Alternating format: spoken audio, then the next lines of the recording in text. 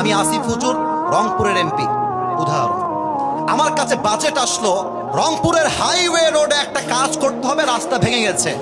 সরকার আমাকে দিয়েছে মাত্র 5 কোটি টাকা। এটা কি কম না বেশি?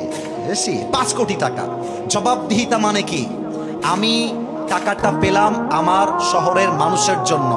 আমি কয় টাকা ইট কিনতে ব্যয় করেছি, কয় টাকা রড কিনতে ব্যয় করেছি, কয় টাকা বালু কিনতে ব্যয় করেছি, প্রত্যেকটার পাই টু পাই হিসাব জনগণের কাছে স্পষ্ট বুঝাই দেওয়া লাগবে। এটার নামে ইসলামের রাজনীতি। এমপি সাহেব 5 কোটি টাকা পায় সংসদ থেকে, পার্লামেন্ট থেকে পাস হয়, বাজেট আসে, 3 কোটি এমপি নিজেই খেয়ে ফেলে। বলেন? হ্যাঁ, আর 1 কোটি খায় এমপির চামচারা।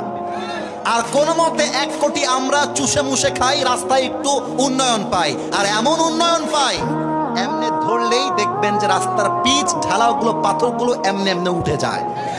ব্রিজ করতে লাগবে রড,